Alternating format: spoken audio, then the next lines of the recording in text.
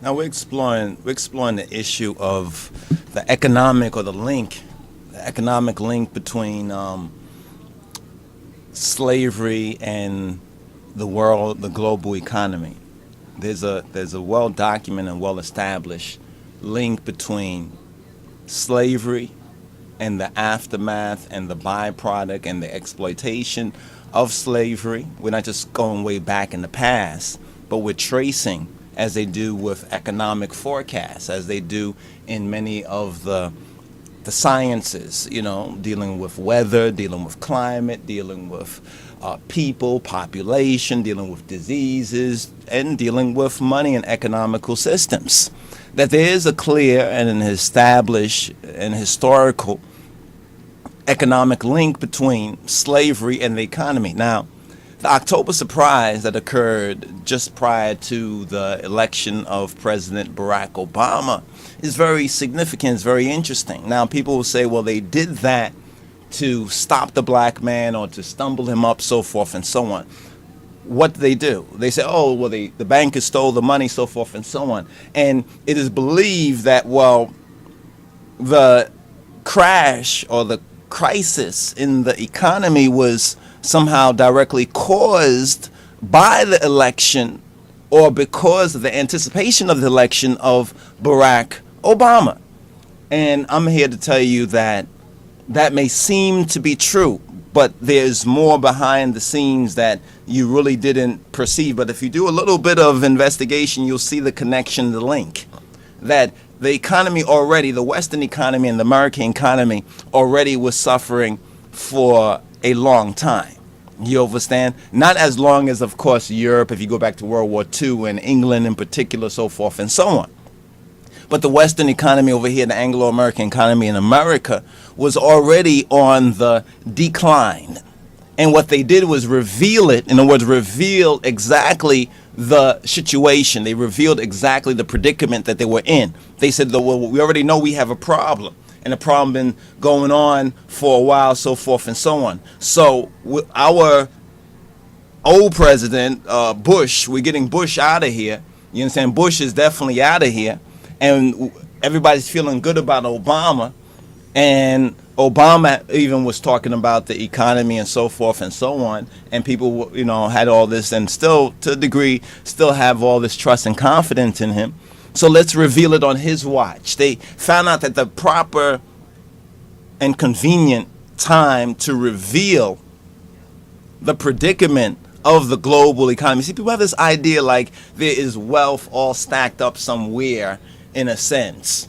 How do you value wealth? How is wealth valued? Most people value the wealth in the actual dollar because the dollar has that talisman, that spell, that witchcraft on it, and says, in God we trust, and all the symbols and signs and everything else, and how it's been used. So, people have believed, you understand, that it's all about how many dollars you have. So if you have X amount of dollars, even though the more dollars that people get, the less they really get for their money with inflation and all these other things. And these are things that most black folks, you say most of us as black folks, which is the whole base. We are the base of the white, Western, global, so-called economic system. Black folks, black people, and in particular Africa. You understand, Africa, because of the resources, people, human resources, but moreover because they got the real human resources already when they got the lost sheep of the house of Israel, when they got my people, our people over here during the slavery days, so forth and so on. And this is how the Western economies grew.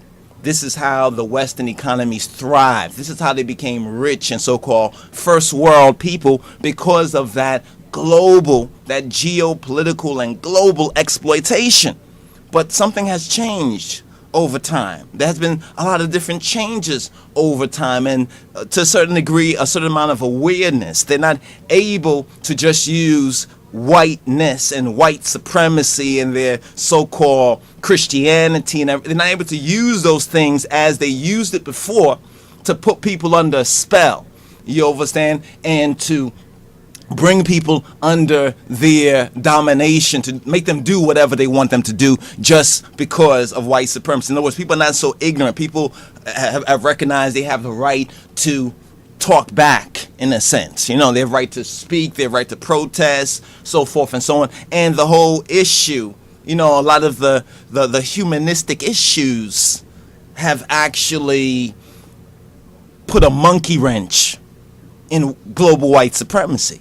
But you see, most of so-called our people and most of the young people are in a state of denial about global white supremacy. You see, they look at what's going on in the hip hop, and they look at the false prosperity and the whole prosperity doctrine out there in the churches, the nigger churches, as well as out there in the so-called entertainment and the pop, what's popular, the pop industry and entertainment industry, ones like Oprah and 50 Cent and Jay-Z and, you know, these other ones, these symbols out there, and say, you know what, things are different. Look how they're rich, you understand? And we don't have no excuse anymore to talk about, forget about slavery, because we're in a whole new day. And what the fools don't recognize is that today is based on yesterday. You cannot say we're in a new day today and have no connection with what occurred yesterday. You know the old saying. The old saying is that the people without a knowledge of their roots, without any roots, perish. You understand? And if people without knowledge of the past is doomed to repeat it. So we're going to repeat